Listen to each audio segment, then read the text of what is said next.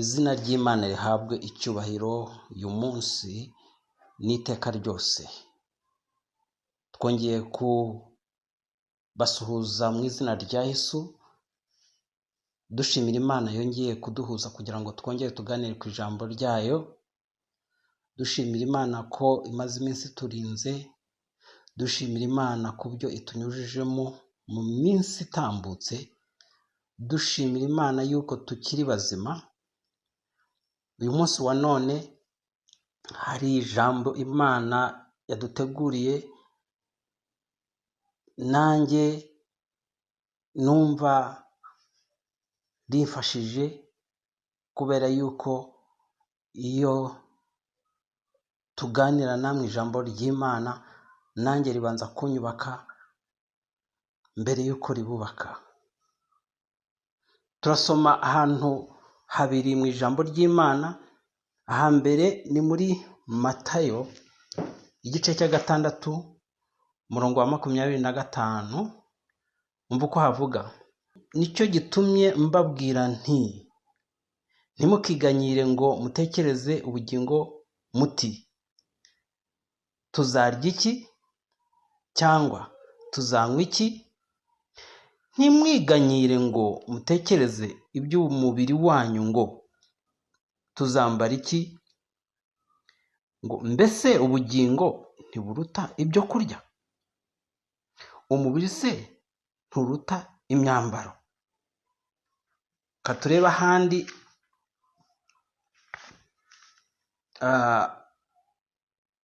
mu Befeso igice cya 5 umurongo wa 15 ugeze ku murongo wa 16. Umva uko havuga: nuko mwirinde cyane uko mugenda, mutagenda nk'abatagira ubwenge, ahubwo mugende nk'abanyabwenge. Umurongo wa 16, mucunguze uburyo umwete, kuko iminsi ari mibi. Nitwa Pastor Nsengimana Sylvester nk'uko bisanzwe. Uyu munsi rero ijambo ry'Imana Imana itugejejeho rifite umutwe uvuga ngo ibintu bibiri twahawe n'Imana tutagomba gupfusha ubusa. Umutwe uravuga ngo ibintu bibiri twahawe n'Imana tutagomba gupfusha ubusa. Icya mbere ni ubugingo. Ushobora kumbaza ngo ubugingo ni iki? Ubugingo ni ukumva utekereza neza, ni ukumva ugenda bigashoboka, ni ukumva uvuga bikemera, ni ukumva ushobora gukora imirimo yawe. Imana ni umwuka. Imana ntuyibona nk'uko umuntu abona umuntu mu buryo bufatika. Imana ni umwuka. Imana irahari. Ikigaragaza ko Imana ihari nibyo yaremye. Ikigaragaza ko Imana ihari ni ibitangaza ikora. Ikigaragaza ko Imana ihari ni uko twavutse tugasanga isi iriho, tugasanga inyanja ziriho, tugasanga hari ibintu birimo gukora, tukabona izuba n'inyenyeri, tukabona ibihe bitandukanye, izuba rikarasa rikarenga. Ibyo byonyine bigaragaza ko hari Imana yabiremye. Ariko igihe kiragera umuntu akakwa ubwa bugingo ari bwo buzima, agapfa bakamushyingura. Icyo kintu rero cyitwa ngo ibintu bibiri twahawe n'Imana tutagomba gupfusha ubusa.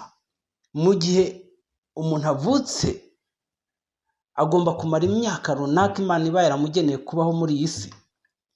Igihe cyazagera Imana ikamuvana muri iyi si, ikamukuramo bwa bugingo, ikamukuramo wa mwuka, ikawisubiza wa mubiri ugashyirwa mu gitaka.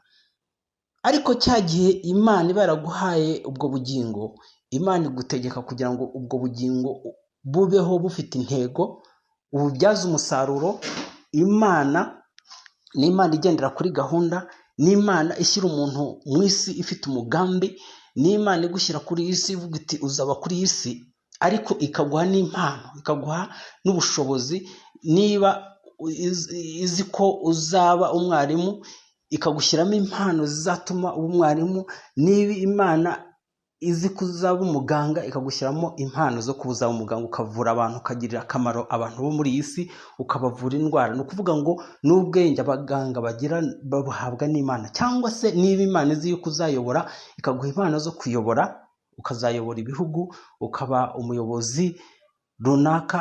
Rero ubwo bugingo Imana iba yaragutije igusaba kutabupfusha ubusa. Ushobora kumbaza se umuntu apfusha ubugingo bwe ubusa gute? Ni igihe Imana iba yaraguhaye ubwo bugingo kugira ngo umubiri wawe kugira ngo ukoreshe gukora ibyiza, ahubwo ubwo bugingo cyangwa uwo mubiri Imana iba yaraguhaye ahubwo ugashukwa na Satani ukawukoresha ibyangwa n'Imana, ukawujyana mu bintu biwurimbura, none bwa bugingo bugapfa ubusa. Icyo Imana iba yaragushyiriye muri iyi si ntugikore kubera yuko wateshutse, wibagiwe intego, wibagiwe icyo Imana yagushyiriye muri iyi si, wibagiwe cyangwa se utahishukiwe impamvu uri kuri iyi si, impamvu uri muri iyi si n'imyaka Imana iba yaraguhaye kugira ngo ubeho muri iyi si. Kuko hari ahantu muri Zaburi 118 havuga ngo sinzapfa ahubwo nzarama kugira ngo ntekerereze abantu imirimo Uwiteka yakoze. Ese urama kubera iki? Kuki ubaho imyaka myinshi?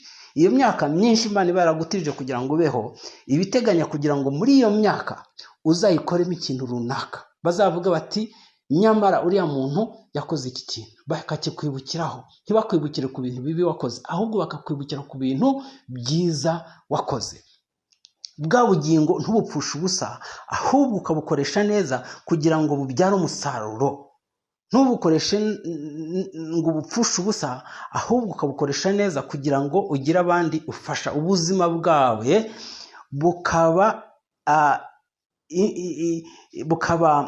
bukagirira umumaro abandi, ukabaho utibereyeho wenyine, ahubwo ubereyeho n'abandi. Ukabaho kugira ngo abandi babeho, ukabaho ukorera amafaranga. Ya mafaranga wakoreye ntuyakoreshe wenyine ku nyungu zawe, ahubwo ugakorera ayo mafaranga ariko uzirikana yuko n'abandi bagomba kubaho kubera yuko wakoze.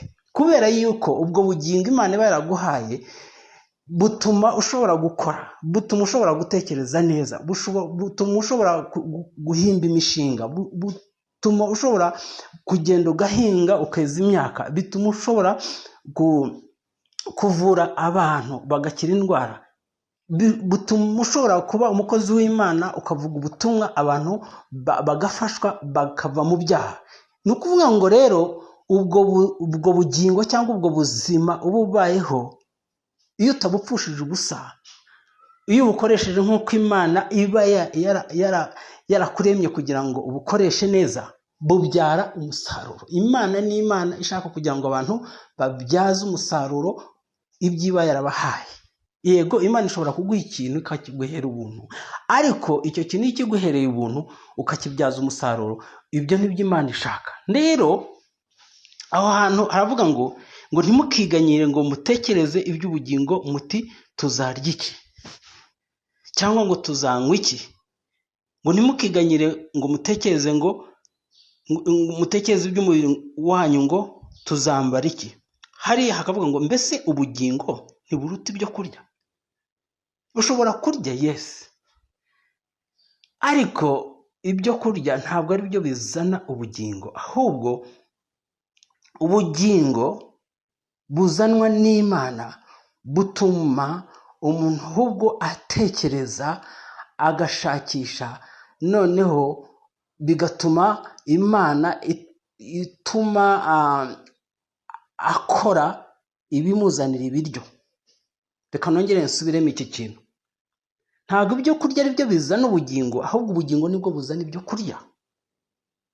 Kubera iki? Iyo ufite ubugingo urakora, wamara gukora ukabona ibikubeshaho. Icyo ngira ngo kirumvikanye. Ni ukuvuga rero icyo tugwiriye kubanza gusaba Imana no kugira ngo iduhe ubugingo buzima, kandi ubwo bugingo iduhaye ibuduhera ubuntu, ariko ubwo bugingo imaze kuduha kugira ngo dutekereze neza, duhumeke uyu mwuka Imana iba yaraduhereye ubuntu, amaraso yacu atembere neza, dutekereze neza, ibyo bintu biduhera ubuntu.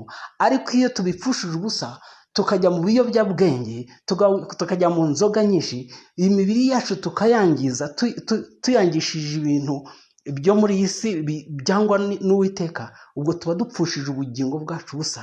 Ntabwo icy'Imana iba yaradushyiriye kuri iyi si tukigeraho, ahubwo dusanga twapfushije ubugingo bwacu busa, hanyuma umugambi Imana iba yaraduteganyije ngo tugereho ntituwugereho.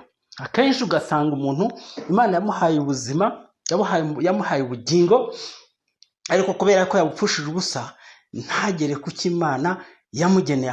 Wenda Imana ikamubwira iti nguhaye ubugingo uzabe kuri iyi si, ubyare wororoke nk'uko Imana yari yarabivuze mu itangiriro igice cya mbere, ariko kubera yuko umugambi w'Imana Satani araza agatuma umuntu ahusha umugambi w'Imana, ugasanga bwa bugingo Satani arabwangije, umuntu yishoye mu burayi, umuntu yishoye mu biyobyabwenge, umuntu yishoye mu bitagira umumaro, noneho ugasanga aho kugira ngo yororoke abyara abana bahesha Imana icyubahiro, ahubwo ugasanga ashaje atageze ku mugambi w'Imana yamugeneye.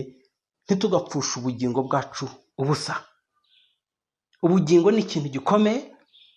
Ahangaha Yesu yabwiraga intumwa ze, ahabwira ati hari ibintu mwiganyira ngo muzarya iki, mwiganyira ngo muzambara iki. Nyamara ibyo habayeho gushaka ubwami bw'Imana, kuko yavuze 6:33 ngo ahubwo mushaka ubwami bw'Imana no gucyanuka, ngo n'ibindi byose bya bindi muhirukira muzabigeraho, muzabibona, ya myambaro muzayibona, bya byo kurya muzabibona. Ni ukuvuga ngo ubugingo tubuhabwa n'Imana ibuduhereye ubuntu, ariko iyo imaze kubuduhera ubuntu tukabupfusha ubusa, ntabwo tubibonamo umusaruro. Umuntu ashobora kuguha impano, umuntu ashobora kuguha imodoka akavuga ati nguhaye imodoka, ni impano, nta mafaranga wayiguze, ariko wayipfusha ubusa, wagenda uyitura mu byobo, ugenda uyigongesha ibiti, iyo modoka ishobora kwangirika. Umuntu ashobora kuguha amafaranga akavuga ati aya mafaranga ni impano nguhaye, nyaguhereye ubuntu, ntuzayanyishyure, ariko wayangiza ukayapfusha ubusa, ukayajyana mu bitagira umumaro, ntuyabyaze umusaruro, n'ubundi agupfira ubusa. Umuntu ashobora kukugurira inzu akavuga ati inzu ni kado nguhaye iyi nzu rwose ni impano, nta mafaranga uyiguze, ariko iyo nzu ukajya ubona isenyuka uyireba, ntugire ikintu uyitaho, ikangirika, fondasiyo igasenyuka, ibikuta bikagwa, ubwo ngubwo ikagupfira ubusa. N'ubugingo rero Imana iduhaye ubu bugingo, dusabwa kubufata neza, dusabwa kumenya ese turi kuri iyi si kubera impamvu ki, turi kuri iyi si kugira ngo dukore iki, turi kuri iyi si kugira ngo duheshe Imana icyubahiro, turi kuri iyi si kugira ngo tumenye umugambi w'Imana kuri twebwe, kugira ngo numara imyaka yose Imana yakugeneye kuri iyi si ujye ureba inyuma uvuga uti ariko nageze kuki, icyo Imana yashyiriye kuri iyi si ni iki, Imana se yandemye kubera iyihe mpamvu, ese abapfuye bakava kuri iyi si mbarusha iki. Noneho ugatekereza aho ngaho, ugashyira ubwenge ku gihe, ukamenya impamvu Imana yaguhaye ubwo bugingo, ariko bwa bugingo ntubupfushe ubusa, ukabubyaza umusaruro. Tugiye ku kindi kintu Imana igiduha kandi yifuza yuko tutagipfusha ubusa, ahubwo tukibyaza umusaruro, ni igihe. Icya kabiri ni igihe. Mu Befeso 5:15 kugeza kuri 16 avuga ngo nuko mwirinde cyane uko mugenda, mutagenda nk'abatagira ubwenge, ahubwo mugende nk'abanyabwenge, mucunguze uburyo umwete, kuko iminsi ari mibi. Haleluya! Aya ni amagambo akomeye cyane Pawulo yandikiraga abantu bita Abefeso. Ahari wenda yabonaga bapfusha igihe ubusa. Umunsi ugira amasaha 24, icyumweru kikagira iminsi 7, ukwezi kukagira ibyumweru 4, umwaka ukagira amezi 12. ariko iyo urebye ukuntu twebwe dukoresha icyo gihe Imana yaduhereye ubuntu, buri muntu wese uri kuri iyi si, umuto umukuru, nta muntu Imana yahaye igihe kiruta icyundi, nta muntu Imana yahaye amasaha 48 ngo undi imuhe amasaha 24. Twese Imana yaduhaye amasaha angana, iduha igihe kingana, ariko ntabwo twese dukoresha igihe mu buryo bumwe. Aho rero niho havuga ngo mwirinde cyane uko mugenda, mutagenda nk'abatagira ubwenge. Umuntu ufite ubwenge ni umuntu ukoresha igihe cye neza. Umuntu utagira ubwenge ni umuntu ubahawe igihe akagipfusha ubusa. Imana idutabare. Niba umuntu akubwiye ngo duhure saa 2, umuntu akakubwira ngo muhure saa 2, mwahanye gahunda saa 2, wowe ukagera saa 5, ya minota wapfushije ubusa, hari ingaruka mbi bizakugeraho. Niba uri umunyeshuri ukaba warahawe ingengabihe yo kwiga, ariko wowe umwanya wawe wahawe ntukoreshe neza, ntusome ibitabo nk'uko bakugeneye icyo gihe, ntabwo wambwira yuko uzabona amanota angana n'umwana wakoresheje igihe cye neza. Byanga byakunda, wa wundi wakoresheje igihe cye neza azabona umusaruro mwiza, wowe uzabona umusaruro muke. Niba uri umuhinzi, abandi bakabyuka kare cyane saa 10 saa 12 bakajya mu murima bagahinga, wowe ukabyuka saa 5 akaba ari bwo ujya guhinga ugakoresha igihe gike cyane, abandi bakaba bakoresheje igihe kirekire. Mwese mwahawe igihe kingana, ariko wowe wakoresheje igihe gito kubera yuko habayeho ubunebwe. Uwakoresheje igihe cye neza azagira umusaruro mu byo yahinze, azagira umusaruro mu myigire ye, azagira umusaruro. Ndetse n'umukozi w'Imana ukoresha igihe cye neza agira umusaruro mu buryo abona amavuta yo kubwiriza ubutumwa, abona amavuta yo gukora umurimo w'Imana. Ntabwo Imana ivugana nawe nk'uko uriya utakoresha igihe cye neza ngo asome ijambo ry'Imana yumve icyo Imana imubwira, ashake mu maso y'Imana yumve icyo Imana imubwira. Byose biva uko wakoresheje cya gihe Imana yaguhaye. Igihe ni Imana ikiduhera ubuntu twese, Imana ikiduhera ubuntu twese. Ntabwo Imana itugurisha igihe, iravuga iti dore igihe ngiki, dore amasaha amwe kuri mwese, ariko uko tuzayakoresha biratandukanye. Imana itugirire neza, Imana dutabare, dufashe kandi ngo tugende nk'abanyabwenge, twe kuba nk'abapfapfa. Abapfapfa ni abantu bangiza igihe cyabo. Abapfapfa ni abantu baryamira kandi mu gihe cy'isarura. Umwana w'umupfapfa aryama mu bihe by'ibizame, ntabyuke ngo asome. Ariko igihe Imana iba yaraduhaye, iyo tugikoresheje neza, tukibyaza umusaruro, kandi uwo musaruro ukatugirira neza, kandi n'abandi bagahabwa umugisha kubwo twakoresheje igihe cyacu neza. No mu kazi hari ibintu bita action plan, ingengabihe.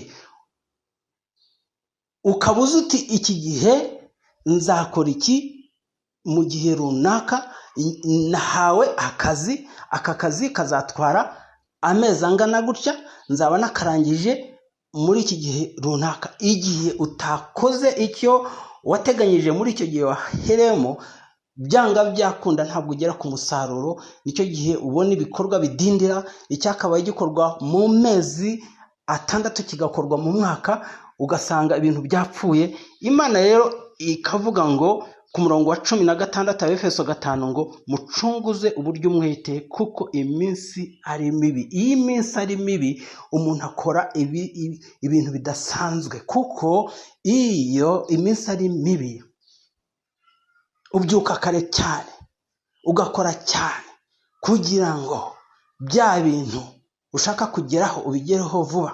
Uyu munsi wa none, muri ibi bihe turimo, muri ibi bihe abantu bamaze igihe badakora, iki ni igihe kidasanzwe, aho abantu bakwiriye gucunguza igihe umwete, tugakoresha umwete cyane.